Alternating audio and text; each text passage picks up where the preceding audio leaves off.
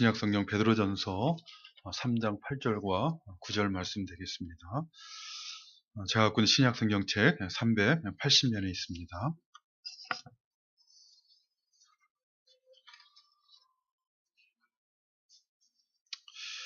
오늘 본문 말씀 찾으신 줄 알고 베드로전서 3장 8절과 9절 두 절 말씀 봉독해 드립니다. 마지막으로 말하노니 너희가 다 마음을 같이하여 동정하며 형제를 사랑하며 불쌍히 여기며 겸손하며 악을 악으로 욕을 욕으로 갚지 말고 도리어 복을 빌라. 이를 위하여 너희가 부르심을 받았으니 이는 복을 이어받게 하려 하심이라. 아멘. 오늘 본문 말씀은 신자들이 이 땅에서 살아가면서 맺게 되는 여러 가지 인간관계 가운데서 가져야 되는 일반적인 신앙의 태도에 대해서 교훈하고 있는 말씀입니다. 특별히 오늘은 8절 말씀을 중심으로 신자들이 다른 신자들과의 관계 속에서 가져야 되는 마땅한 태도, 마땅한 자세가 무엇인가 하는 것에 대한 교훈을 살펴보도록 하겠습니다. 우리가 이제까지 살펴본 것처럼 베드로전서 2장 11절 이하에서 베드로 사도는 신자들이 이 땅에서 살아가면서 가지게 되는 중요한 관계들에 대해서, 그 관계 가운데서 마땅히 신자가 가져야 될 태도가 무엇인가에 대해서 교훈을 하였습니다. 먼저 신자는 한 나라에 속한 시민으로서 이 나라를 다스리는 왕과 위정자들에 대해서 어떤 태도를 가져야 되는가 하는 것에 대해서 교훈하였고, 그리고 주인을 모시는 종으로서의 신자는 주인에 대해서 어떤 태도를 가져야 되는지에 대해서 교훈하였습니다. 그리고 우리가 지난주까지 살펴본 것처럼 마지막으로 한 가정 안에서 믿음으로 살아가는 신자는 서로의 배우자에 대해서 어떤 태도를 가지는 것이 하나님 앞에 마땅한 신앙적 태도인 것인가에 대한 내용들을 교훈하였습니다. 그런데 이처럼 신자들이 이 땅을 살아가면서, 이 땅에서 나그네처럼 살아가면서 맺게 되는 여러 관계들에 대해서, 모든 관계들에 대해서 일일이 교훈을 하려면 끝이 없을 것입니다. 신자들이 이 땅을 살아가면서 맺는 관계들은 매우 다양하고 복잡하기 때문에 그런 모든 관계들에 대한 교훈을 하려면 끝이 없다는 것입니다. 그렇기 때문에 베드로 사도는 이제 눈을 돌렸습니다. 이제 신자들이 가지게 되는 일반적인 인간관계로 눈을 돌려서 이제 교훈을 하고자 하고 있습니다. 신앙의 관점에서 바라볼 때 이 땅을 살아가는 동안 신자들이 가지는 인간관계는 결국은 둘 중에 하나입니다. 하나는 같은 믿음을 가진 신자들과의 관계요, 다른 하나는 하나님을 믿지 않는 불신자들과의 관계라고 이해할 수 있습니다. 예수님을 믿고 동일하게 하나님을 믿는다라고 고백하는 신자들에 대해서, 다른 신자들에 대해서 신자된 우리는 어떤 태도를 가지는 것이 합당한 것입니까? 오늘 본문 8절에서 베드로 사도는 교훈하기를 마지막으로 말하노니 너희가 다 마음을 같이하여 동정하며 형제를 사랑하며 불쌍히 여기며 겸손하며 라고 교훈을 하였습니다. 여기 8절을 시작할 때 마지막으로 말하노니 라고 할 때 이 마지막으로 말한다는 것은 이제 베드로 사도가 이 베드로 전서를 마칠 때가 되어서 마지막으로 말한다라는, 마치는 말로 교훈한다라는 그런 의미의 말이 아닙니다. 왜냐하면 오늘 본문 말씀은 전체가 5장으로 되어 있는 베드로 전서의 한가운데, 가장 가운데인 3장 가운데 있는 말씀이고, 특별히 8절 말씀은 이 3장 전체 가운데서도 전반부에 속해 있는 말씀입니다. 그렇기 때문에 여기서 마지막으로 말한다라는 말은 베드로 전서 전체에서 마지막으로 내가 지금 하고 있는 말이다라는 의미가 아니라 2장 11절부터 시작된 맥락의 마지막이다, 그 맥락 속에서 마지막으로 하는 말이다, 이런 의미입니다. 다시 말하면 2장 11절부터 베드로 사도가 교훈하고 있는 것처럼 이 땅에서 나그네처럼 또는 거류민처럼 살아가는 신자들이 이 땅에서 맺게 되는 인간관계들과 관련해서 교훈하고 있는 마지막 부분이다, 이런 뜻입니다. 이 마지막 부분에서 베드로 사도가 교훈하고 있는 것은 너희는 다 마음을 같이하여 동정하며 형제를 사랑하며 불쌍히 여기며 겸손하며 라고 교훈하고 있습니다. 여기서 베드로 사도는 5가지 내용을 교훈하고 있는데, 특별히 이 5가지 내용은 신자가 다른 신자들에 대해 가져야 되는 그런 태도에 대한 교훈을 하고 있는 것입니다.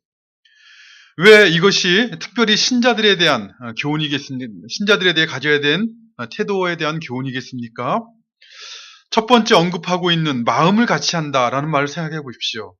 마음을 같이 한다는 것은 불신자들과 같이 하라는 말씀으로 이해할 수 없는 말씀인 사도 바울이 고린도 교회들에게 교훈하고 있는 것처럼 너희는 믿지 않는 자와 멍에를 같이 매지 말라라고 말씀하고 있는데 신자들이 하나님을 대적하는 하나님을 알지 못하는 불신자들과 마음을 같이 하라라는 말씀으로 오늘 본문 말씀을 받을 수는 없는 것이기 때문에 그렇습니다.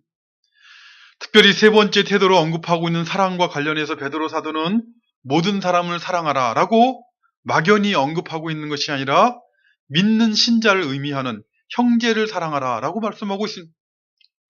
따라서 이 말씀 그 대상이 믿는 신자들에 대한 관계, 어떤 관계를 믿는 신자들에 대해서 어떤 태도, 어떤 자세를 가지고 관계를 가져야 될 것인가라는 것을 교훈하고 있는 것입니다. 신자들이 다른 신자들에 대해서 가져야 되는 신앙적인 자세 또는 태도는 무엇입니까?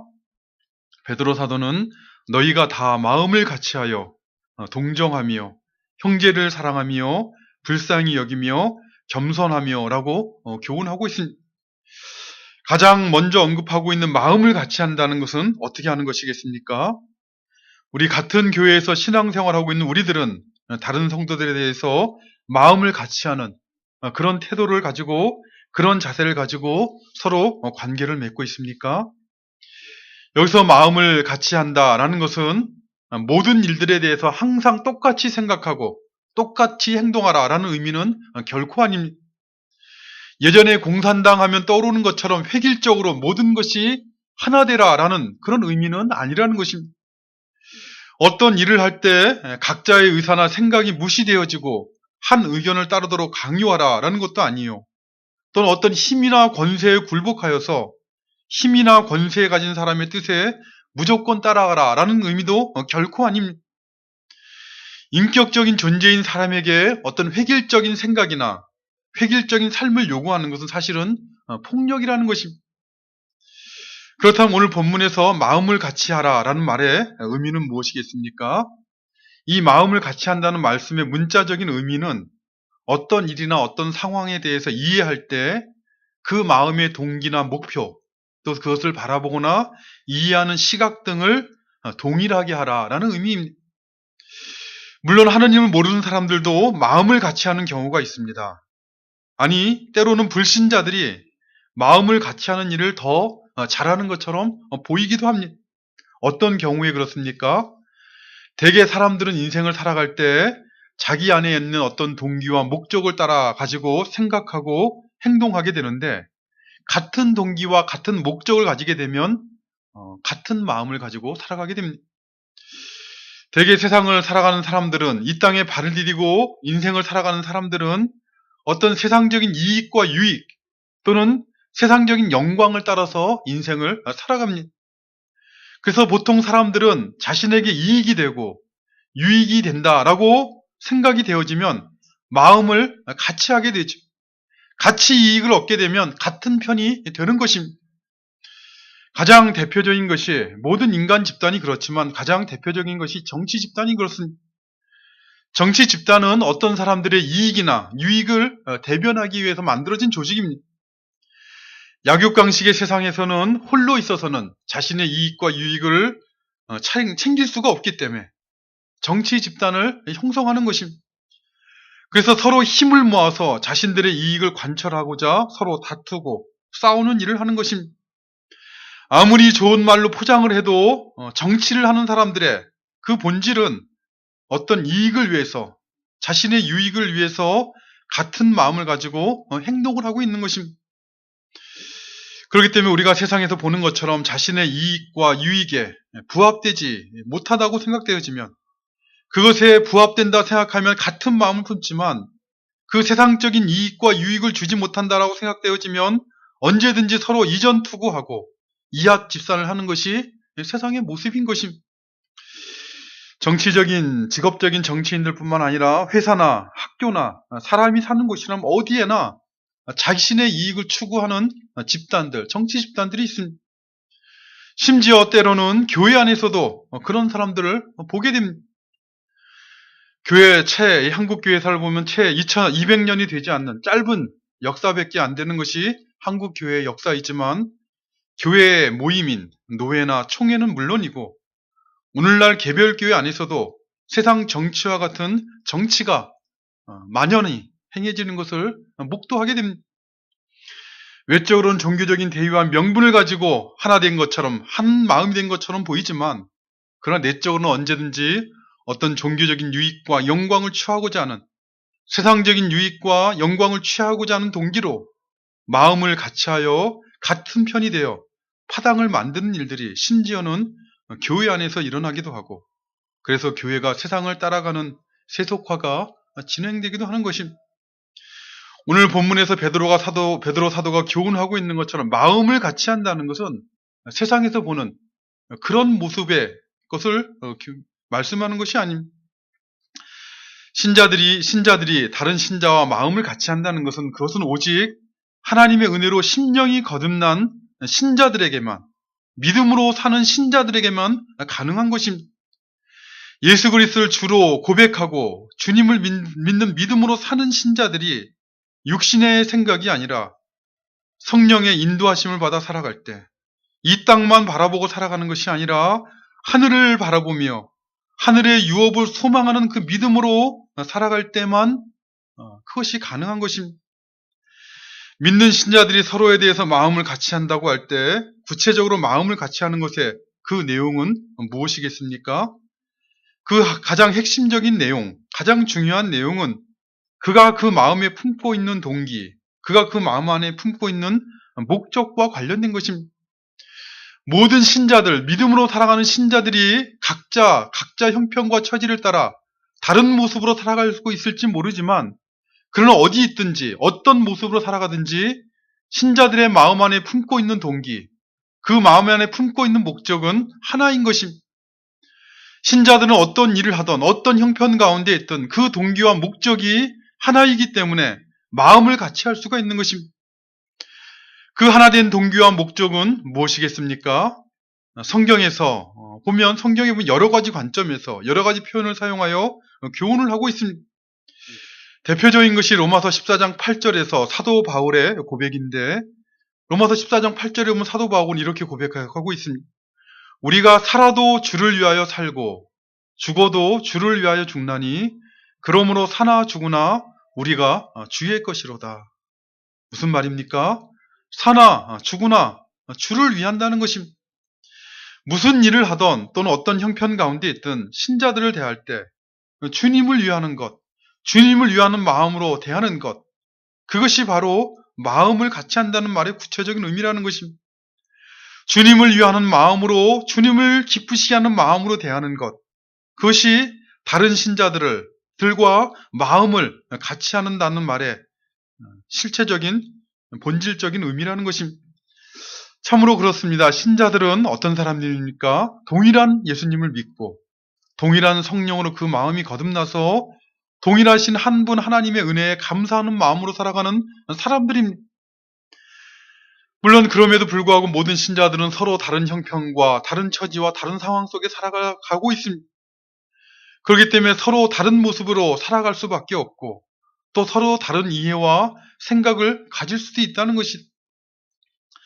그러나 그럼에도 불구하고 한 하나님을 믿고 섬기는 신자들은 같은 마음을 품을 수가 있습니다. 무엇을 하든지 어떤 형편이 있든지 비록 부족하고 연약하지만 주님을 위하는 같은 동기, 주님을 위하는, 주님을 기쁘시게 하고자 하는 그런 마음을 동일하게 그 마음속에 품고 살아가는 것입니다. 그러므로 다른 신자는 다른 신자들을 대할 때 그 육신의 눈으로 보이는 대로 대하는 것이 아니라 믿음의 눈을 떠서 주님을 위하는 마음으로 서로를 대하라는 것이, 내 어리석은 생각의 판단대로 대하는 것이 아니라, 이 세상 사람들이 바라보는 것처럼 서로를 바라보며 대하는 것이 아니라 주님을 생각하는 마음으로, 주님을 기쁘시게 하는 마음으로 서로를 대하라라고 교훈하고 있는 것입니다. 다른 신자들에 대해서 신자들이 가져야 되는 태도와 관련하여 두 번째 교훈하고 있는 것은 동정하며라는 것입니다. 여기서 동정한다는 것은 다른 사람이 형편과 처지를 자신의 것처럼 느끼고, 그리고 그의 감정, 다른 사람의 그 마음의 감정을 품어주는 것입니다. 말로만이 아니라 마음 중심으로부터 다른 사람의 기쁨과 슬픔, 특별히 고난과 어려움을 그 마음으로부터 공유하여 주는 것입니다. 사실 사람이 자기 중심적이 되거나 자기만 생각하게 되면, 자기만 사랑하게 되면 다른 사람의 연약함을 동정할 수가 없습니다. 예를 들면 어떤 사람은, 다른 성도들은 남편 때문에 또는 자식 때문에 힘들어하고 있고 아파하고 있는데, 자기 중심적인 사람이 되면, 자기만 생각하는 사람은 그 아픔이 무엇인지 알 수가 없습니다. 다른 사람은 육신에 병이 들어서 마음이 낭망되어지고 또 연약한 가운데 있는데, 경제적으로 어려서 힘들어하고 있는데 그 마음에 힘든 것이 무엇인지 알지 못하는 것입니다. 그래서 어떻게 합니까? 그 마음에 동정할 줄 모르는 그 마음은 입으로 나타나는 것이죠. 함부로 말을 하는 것입니다. 그래서 마치 믿음이 있으면 힘들지 않을 것이라는 말을 함부로 하는 경우도 있고, 믿는 사람이 고통스러워하는 것은 그가 믿음이 없어서 그렇다는 식의 함부로 말을 하는 것입니다.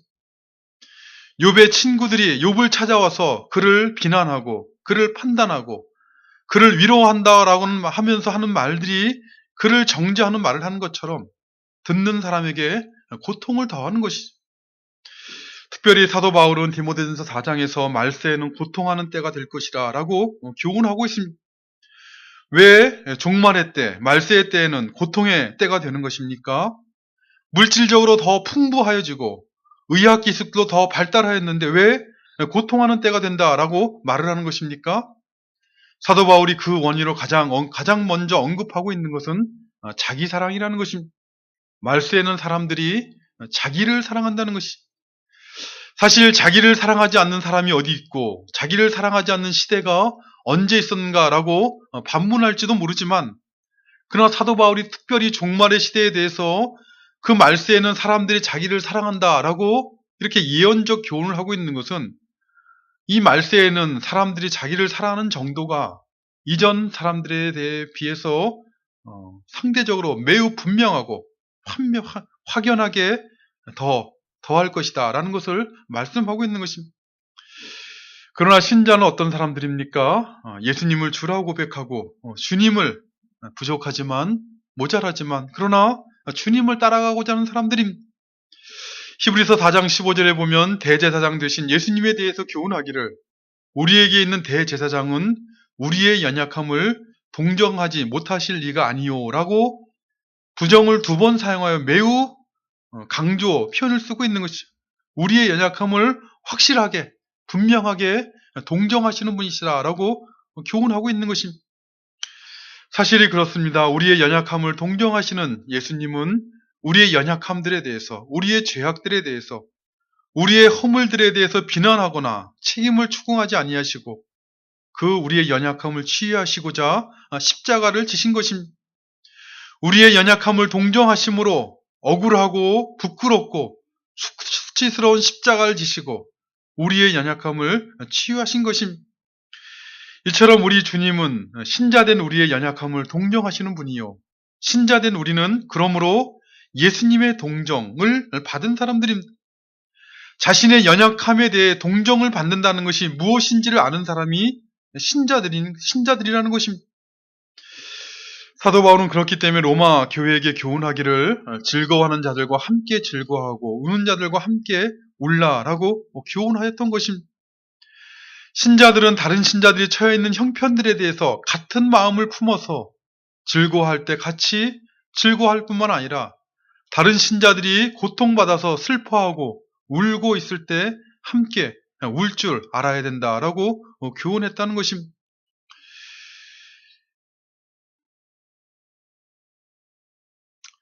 마음을 같이 하는 것, 또 이렇게 동정하는 것에 이어서 베드로 사도가 세 번째로 다른 신자들에 대해서 가져야 될 태도로 언급하고 있는 것은 형제를 사랑하며 라는 것입니다. 사실 형제를 사랑하라, 이 말씀은 이미 베드로 사도도 베드로전서 1장에서 언급한 것이요. 또 우리가 아는 것처럼 성경 전체에서 익히 전체에서 교훈하고 있는 말씀입니다. 그럼에도 불구하고 사도 베드로가 다시 여기서 이 말씀을 반복하고 있는 것은 이것이 신자들이 다른 신자들에 대해 가져야 되는 가장 중요한 핵심적인 태도이기 때문에 그렇습니다. 하나님의 사랑 안에서 구원받은 신자들은, 구원받은 사람들은 다른 사람들을 바라볼 때 육신의 눈으로 바라보지 않습니다. 우리가 이제부터는 어떤 사람도 육신을 따라 알지 아니하노라 라고 고백한 사도 바울의 고백처럼 믿음으로 살아가는 신자들은 다른 신자들을 더 이상 육신의 관계로 생각하지 않는다는 것입니다. 그럼 어떻게 바라보는 것입니까? 다른 신자들은 같은 하나님, 하늘의 하나님을 아버지로 모시고 살아가는 형제요 자매라라고 고백하게 되는 것입니다.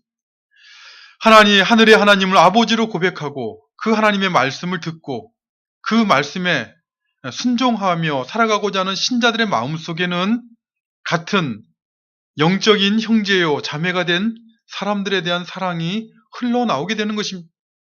영적인 형제요 자매인 다른 신자들에 대한 사랑이 자연스럽게 흘러나온다는 것입니다. 베드로 사도는 베드로전서 1장 22절에서 그렇기 때문에 분명하게 교훈합니다. 너희가 진리를 순종함으로 너희 영혼을 깨끗하게 하여 거짓이 없이 형제를 사랑하기에 이르렀다라고 분명하게 교훈을 하고 있습니다. 아버지 하나님의 말씀, 진리의 말씀에 순종하는 삶을 살고자 하는 신자는 그 말씀으로 인하여 그의 영혼이 깨끗하여져서 거짓이 없는 형제 사랑을 하기에 이르게 된다라고 교훈한 것입니다. 이 거짓이 없는 사랑이라는 것은 무엇입니까? 형제 사랑이라는 것은 도대체 무엇입니까? 나의 마음에 들거나 내가 좋으면 잘해주고 내 마음에 들지 않거나 싫으면 막대하는 것이 그것이 사랑이 아닙니다. 나에게 잘해주거나 내 마음에 들면 잘해주고 내가 원하는 대로 해주지 않거나 내 마음에 들지 않으면 미워하고 대적하는 것 그것은 결코 사랑이 아니라는 것입니다. 세상은 그것을 사랑이라고 말하지만 그렇기 때문에 그러한 세상 사람들이 말하는 사랑이라는 것은 늘 불안한 사랑이요. 변할 수밖에 없는 사랑이요.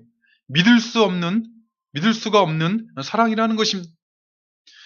신자들 가운데 있어야 될 이 형제 사랑이라는 것은 내 마음에 들지 않거나 내가 원하는 대로 하지 않을 때 그때 참으로 그 사랑이 드러나는 것입니다.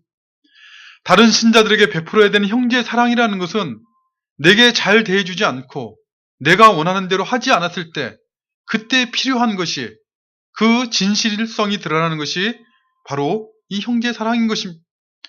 어떻게 하는 것이 형제 사랑이라는 것입니까? 주님을 생각함으로 오래 참는 것입니다.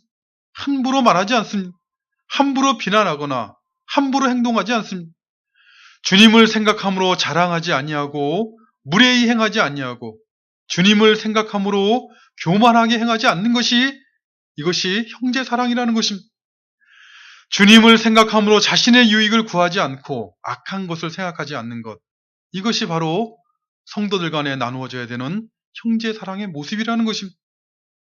왜 그렇습니까? 십자가를 지신 우리 주님께서 신자된 우리에게 베푸신 사랑이 바로 그런 것이기 때문에 그렇습니다. 요한복음 13장 34절과 35절 말씀을 보면 십자가를 지시기 전 예수님께서는 제자들에게 말씀하셨습니다. 새 계명을 너희에게 주노니 서로 사랑하라. 내가 너희를 사랑한 것 같이 너희도 서로 사랑하라. 너희가 서로 사랑하면 이로써 모든 사람이 너희가 내 제자인 줄 알리라. 무슨 말씀입니까? 주님의 제자된 너희들의 사랑은 세상에 있는 것이 아니라 세상에서 보여지는 것이 아니라 내가 너희에게 보여준 그것이라는 것이 내가 너희를 사랑한 그 사랑으로 사랑해야 된다는 것입니다. 내가 너희를 사랑한 것 같이 너희도 서로 사랑하라는 것입니다. 너희가 서로 그 사랑으로 사랑하면 세상은 너희가 참으로 내 제자임을 주님을 따르는 그 제자임을 알게 되리라 라고 말씀하신 것입니다. 전에 제가 한번 말씀드린 적이 있는 것으로 기억합니다만은 제가 대학생 시절 신촌에서 전도하러 돌아다니다가 한 포장마차 안에 들어가서 경험한 일이 있습니다. 30년이 다 된 것 같습니다만은 아직도 잊혀지지 않는 여러 사건들이 있습니다만은 한 번은 어느 포장마차에 들어가서 그 주인 아주머니에게 하나님께서 죄인된 우리를 사랑하셔서 예수님을 보내셨으니 예수님 안에서 베푸신 그 하나님의 사랑을 믿으시고 구원을 받으세요라고 그렇게 말을 전했습니다. 그러자 그 주인 아주머니께서 하시는 말씀이 하나님이 우리를 사랑하셨다고요? 하나님의 사랑을 믿는다고 하는 당신들이나 서로 잘 사랑하세요라고 차갑게 대답하시는 것이었습니다. 그리고 이어서 하시는 말씀이 내가 교회 다녀봤더니 맨날 싸우고 미워하고 뒤에서 나쁜 소리 나는 사람들이 사랑은 무슨 사랑이야 라고 그렇게 말씀하시는 것이었습니다. 제가 얼마나 당하고 창피했던지 평생 아마 잊지 못할 사건인 것입니다. 당시 세상 사람들에게 비친 교회의 모습 중에 하나가 바로 그런 것이었습니다. 사랑은 무슨 사랑이라는 사랑, 자기들끼리나 싸우고 자기들끼리도 싸우고 다투고 미워하면서라는 그런 비웃음의 대상이 되고 말았던 것이 30년이 지난 오늘날은 어떤지 모르겠습니다. 더 나아졌는지 아니면 더 부정적인 모습이 되었는지 그것은 다른 사람들이 아니라 바로 오늘날 신앙생활하고 있는 우리들의 책임일 것입니다. 우리 주님께서는 너희가 서로 사랑하면 이로써 모든 사람이 너희가 내 제자인 줄 알리라 라고 말씀하셨다는 것을 늘 기억하시고 늘 부족하고 육신의 생각을 따라 행하기 쉬운 우리들이지만 그러나 형제의 사랑, 자매의 사랑이 우리 가운데 있다는 것을 증거하는 그런 삶을 살아갈 수 있도록 늘 기도하고 또 말씀에 깨어서 신앙생활하는 우리가 되시기를 바라는 것입니다. 다른 신자들에 대해 가져야 될 태도로 네 번째로 오늘 본문에서 언급하고 있는 그것은 불쌍히 여기라라는 것입니다. 여기 불쌍히 여긴다는 것은 상대방의 연약함이나 부족함뿐만 아니라 상대방의 실수나 잘못들을 이해하고 용서하고 그리고 그에게 친절과 호의를 베풀어 주는 것을 의미하는 말입니다. 예수님의 공생애를 기록하고 있는 복음서를 보면 예수님의 공생애의 특징 중에 하나는 예수님은 불쌍히 여기시는 분이었습니다. 마가복음 9장 36절 말씀을 보면 천국 복음을 전하시던 예수님은 무리를 보시고 불쌍히 여기시니 이는 그들이 목자 없는 양같이 고생하며 기진함이라 라고 말씀하고 있습니다. 사실 당시에는 참되신 목자가 없는 것이 아니라 참되신 목자 되시는 예수님이 오셨습니다. 그러나 예수님이 그들 가운데 계셨음에도 불구하고 그들과 함께 계셨음에도 불구하고 당시 무리들은 참 목자를 알아보지 못하고 목자 없는 양같이 고생하며 기진하였습니다. 그러면 이것은 누구의 잘못입니까? 그들이 고생하며 기진하는 것은 누구의 잘못입니까? 다른 사람의 잘못이 아니라 그들의 잘못인 것이죠. 죄로 어두워진 그들의 연약함으로 인해서 그들은 참 목자를 알아보지 못하고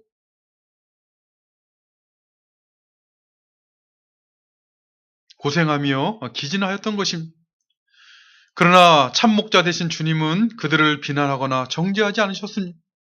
그들의 연약함, 그들의 부족함을 불쌍히 여기셨습니다.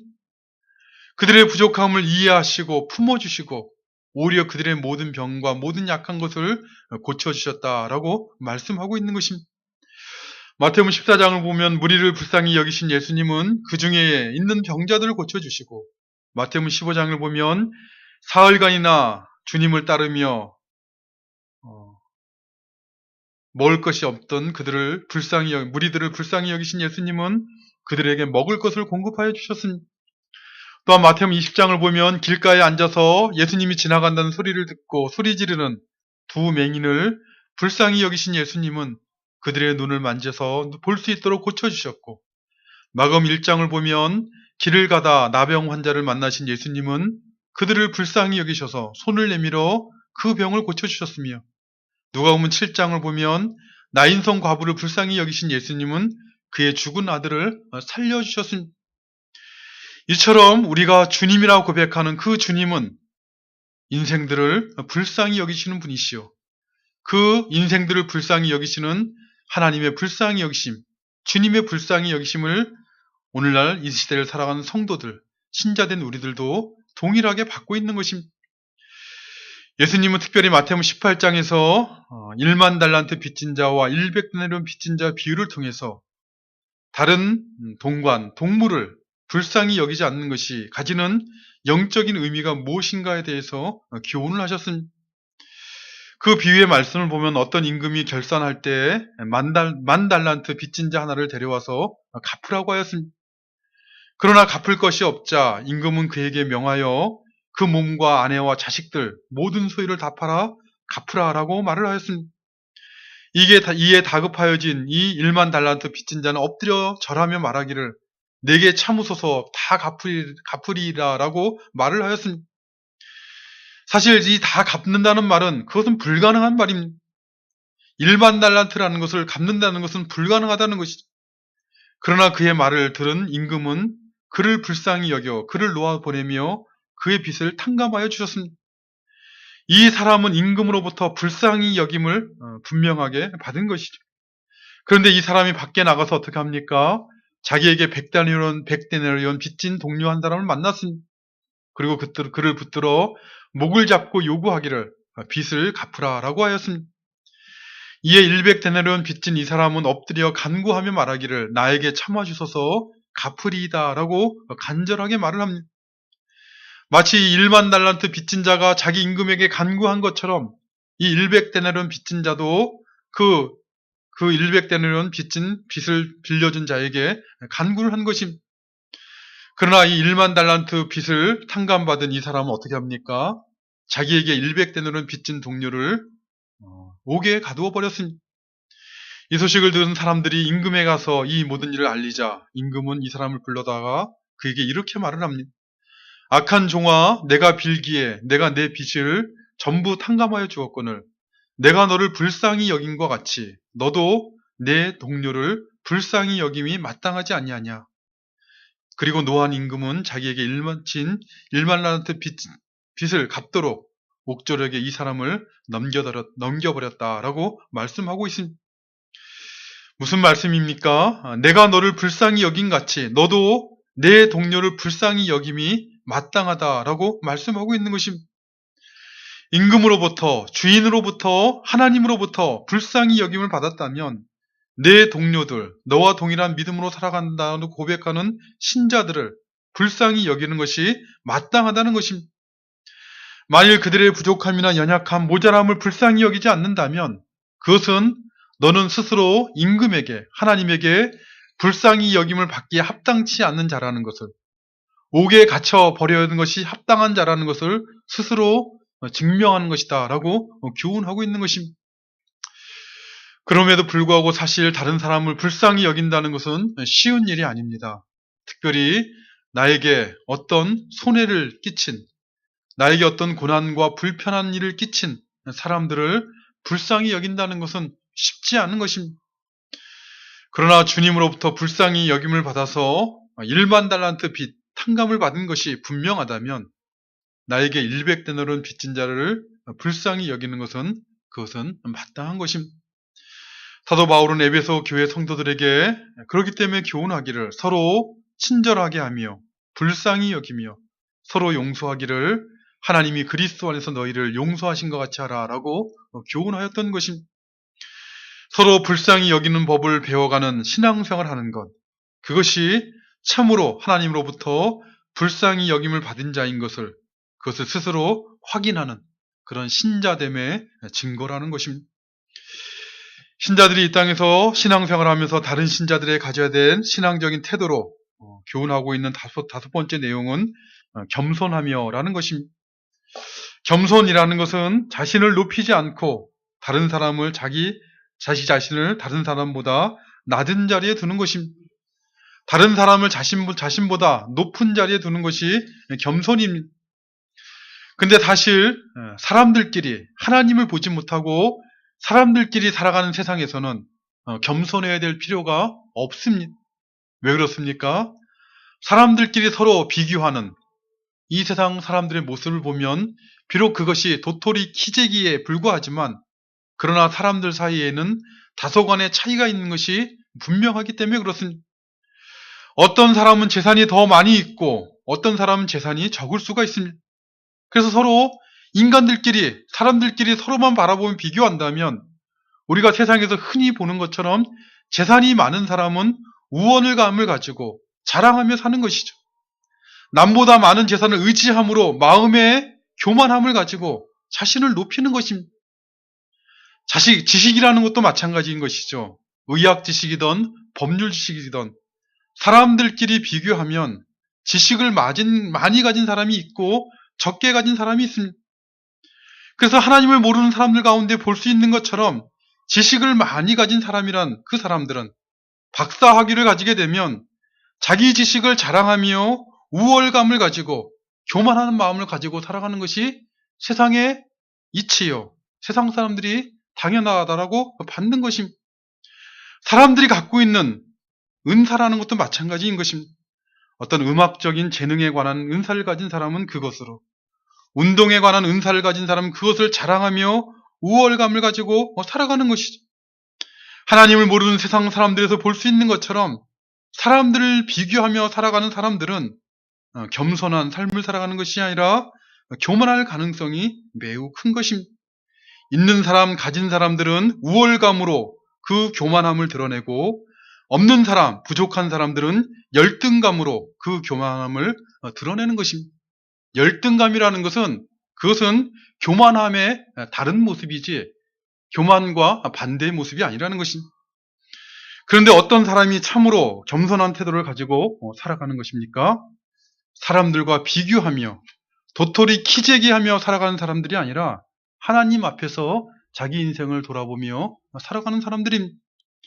하나님만을 의지하며 살아가는 사람들, 신자들만이 참된 의미에서 겸손할 수가 있습니다. 왜 그렇습니까? 하나님 앞에서 인간이 가진 것은 그것은 아무것도 아니기 때문에 그렇습니다. 인간이 가진 재물이라는 것, 인간이 가진 지식이라는 것, 인간이 가진 어떤 능력이라는 것, 그것들은 하나님 앞에서 돌아볼 줄 아는 사람에게 있어서 그 모든 것들은 하나님 앞에서는 없는 것과 같은 것들입니다. 그것을 의지하며 살아가는 인간들끼리 비교하니 그것으로 자랑하고 그것으로 우월감을 가지고 그것으로 열등감을 가지고 교만한 마음을 품게 되는 것입니다. 그러나 하나님 앞에서 생각하면, 하나님 앞에서 바라보면 자신이 가진 모든 것, 자신이 가진 모든 좋은 것들은 없는 것들과 같은 것이요. 더군다나 그것들은 다 하나님께서 잠시 맡기신 것이니 내 것이 아니요 남의 것입니다. 그것으로 자랑하거나 우월감을 가질 수 있는 것이 결코 아니라는 것입니다. 그런데 누가 이 사람을 교만하게 만드는 모든 것들을 하나님 앞에서 그 가치와 그 생각을 가질 수 있는 것입니까? 오직 하나님의 은혜로 그 심령이 거듭난 마음을 가진 신자들, 하늘의 유업을 상속받을 소망을 가지고 살아가는 신자들만이 하나님 안에서 생각할 줄 알고 그렇기 때문에 교만의 굴레에서 벗어날 수가 있는 것입니다. 더구나 신자는 어떤 사람들입니까? 예수님을 주라라고 고백하며 주님을 따라가는 사람들입니다. 물론 많은 사람들이 신자라 하면서도 주님을 바라보지 못하고 자기 마음대로 신앙생활하는 그런 악한 시대, 어두운 시대를 살아가고 있지만 참된 신자라면 주님을 바라보고 주님을 따라가는 사람이 참된 신자입니다. 예수님께서는 마태복음 10장 28절과 29절에서 말씀하시기를 수고하고 무거운 짐진 자들아 다 내게로 오라 내가 너희를 쉬게 하리라. 나는 마음이 온유하고 겸손하니 나의 멍에를 메고 내게 배우라. 그리하면 너희 마음이 쉼을 얻을 것이다 라고 말씀하셨습니다. 예수님은 스스로 자신에 대해서 말씀하시길 나는 마음이 온유하고 겸손하다라고 말씀하셨습니다. 주님은 스스로 겸손하다라고 말씀하셨는데 그 주님의 겸손이라는 것은 무엇을 말하는 것입니까? 주님의 겸손이라는 것은 아버지 하나님께서 주님에게 매게 하신 멍에 곧 십자가를 지시는 것이었습니다. 사실 예수님께서 지셔야 하는 명예 곧 십자가, 대속의 이 십자가는 사실 사람들은 이해할 수가 없는 것입니다. 십자가는 죄인들에게는 합당한 것인데 죄가 없으신 예수님이 지셔야 된다는 것은 그것은 이해할 수 없습니다. 공의롭지 못하다, 정의롭지 못하다라고 생각할 수밖에 없는 것이 인간들의 정의감, 공의감이라는 것이죠. 더군다나 예수님은 하나님의 아들이십니다. 전능하신 하나님이신. 그런데 유대인의 음모와 로마 군사의 손에 잡혀서 십자가에 못 박혀 죽어야 된다는 것, 아버지께서 매기하신 이 명예를 맨다는 것, 그것은 더욱더 있을 수가 없는 것입니다. 사람들이 가진 그 이해, 공의, 정의에 대한 이해를 가지고는 도저히 이해할 수도 받아들일 수도 없는 것입니다. 그러나 예수님은 아버지 하나님 뜻에 순종하셨습니다. 겟세마네 동산에서 기도하신 것처럼 그러나 나의 원대로 마시옵고 아버지의 원대로 하옵소서라고 기도하시며 순종하셨습니다. 왜요? 왜 예수님께서 이렇게 아버지 하나님 뜻에 순종하여 멍에를 맨 것입니까? 그것이 바로 예수님의 겸손이라는 것입니다. 우리 주님은 겸손하셨기 때문에 아버지 하나님의 말씀에 그 뜻에 순종하셔서 십자가를 지셨던 것입니다. 이처럼 아버지의 뜻에 자신을 맡기고 순종하는 것이 바로 예수님의 겸손이요. 그 예수님의 마음을 알고 예수님을 따라가는 신자들이 이 겸손을 아는 것입니다. 신자들은 다른 사람과 비교해서 다른 사람이 나보다 훌륭하고 낫기 때문에 더 훌륭하기 때문에 자신을 낮추는 것이 아니라 하나님의 뜻에 순종하고자 하기 때문에 자신을 낮추는 것입니다. 하나님의 뜻이, 하나님을 기쁘시게 하는 뜻이 자기보다 남을 낮게 여기는 겸손함이기 때문에 상대방이 어떤 지위와 위치에 있는 것과는 상관없이, 그리고 이해가 세상 사람들은 이해할 수 없겠지만 그러나 하나님의 뜻에 순종하고자 겸손하게 대하는 것입니다. 마가복음 미가서 6장 8절을 보면 하나님께서는 미가 선지자를 통해서 이렇게 하나님의 백성들에게 교훈하셨습니다. 사람아, 주께서 선한 것이 무엇임을 내게 보이셨느니 여호와께서 내게 구하시는 것은 오직 정의를 행하며 인자를 사랑하며 겸손하게 내 하나님과 함께 행하는 것이 아니냐라고 교훈하셨습니다. 하나님께서 참으로 하나님의 백성들에게 구하시는 것 중에 하나는 겸손히 하나님과 동행하는 것이다 라고 교훈하고 있는 것입니다. 하나님과 동행하는 사람은 다른 사람들에 대해서 겸손할 수밖에 없는 것이죠. 그가 겸손하지 않다는 것은 그가 하나님과 동행하고 있지 않다는 것을 스스로 드러내는 영적인 증거라는 것입니다. 사도 바울은 빌립보서 2장 3절에서 교훈하기를 아무 일에든지 다툼이나 회용으로 하지 말고 오직 겸손한 마음으로 각각 자기보다 남을 낮게 여기라 라고 교훈하고 있는 것입니다. 물론 세상은 낮게 여길 이유가 있는 사람 앞에서는, 훌륭한 사람 앞에서는, 재능과 은사와 재산과 지식이 있는 사람들 앞에서는 겸손한 채 하겠지만 그렇지 않은 사람들 앞에서는 교만을 드러내고자 할 것입니다. 그러나 신자라면, 하나님을 의식하며 살아가는 신자라면 모든 사람들, 특별히 나보다 낮게 여길 이유가 없을지라도 없는 사람들에 대해서 겸손한 마음으로 자기보다 남을 낮게 여기는, 그것이 바로 믿음으로 사는 신자들이 다른 신자들에 대해야 될 마땅한 태도라고 교훈하고 있는 것입니다.